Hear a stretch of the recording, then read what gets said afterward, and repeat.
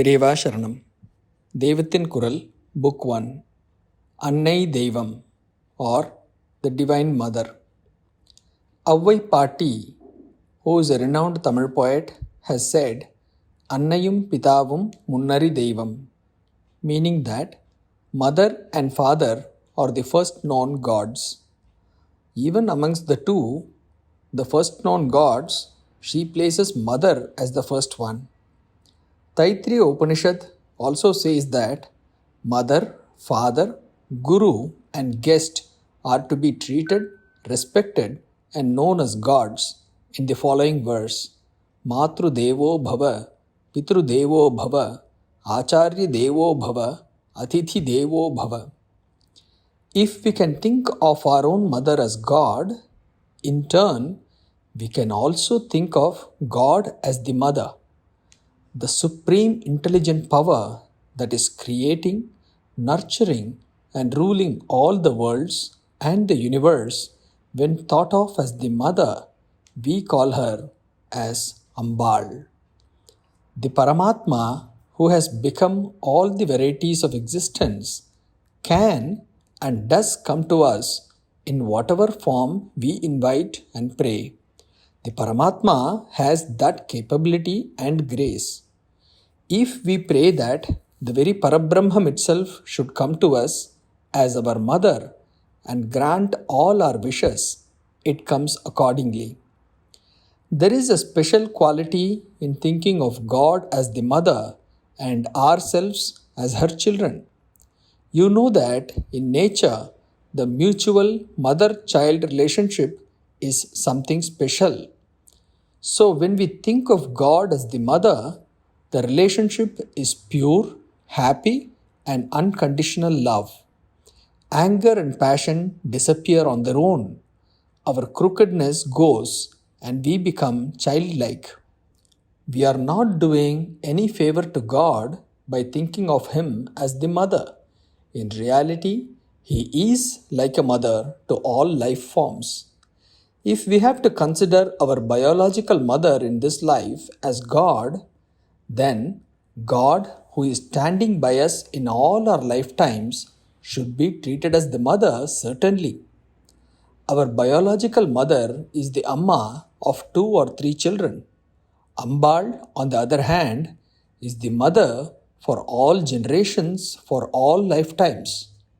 She is the mother for all life forms, from the micro to the macro level, to all of birds, animals, humans, worms and insects, germs, grass, plants, trees and creepers, and everything animate and inanimate.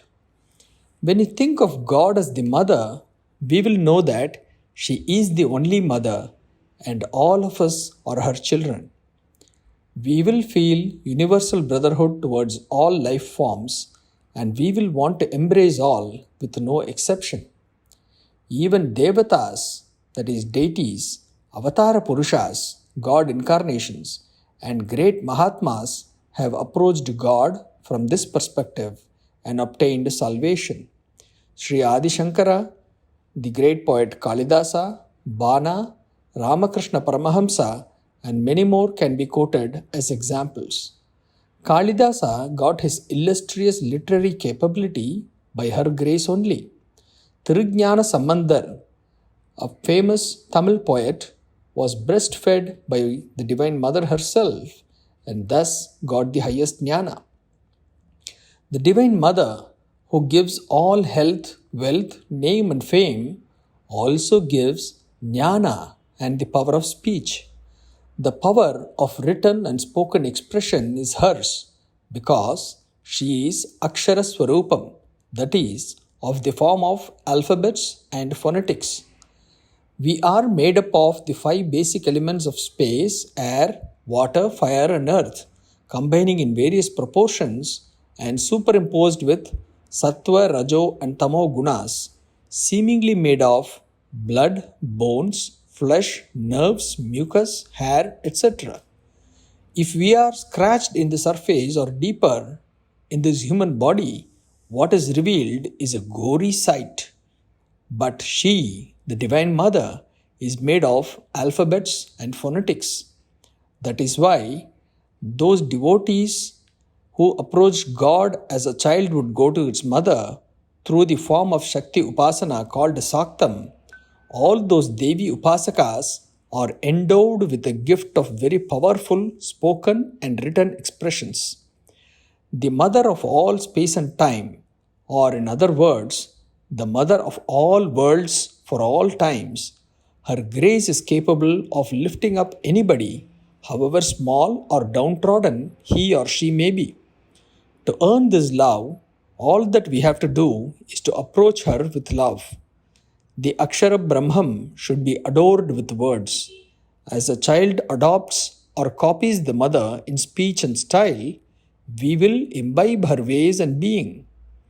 As we carry on doing this, we will become her Swarupa, that we will become indistinguishable from her, to this extent that we will spontaneously be giving the same love and happiness to all people at all times.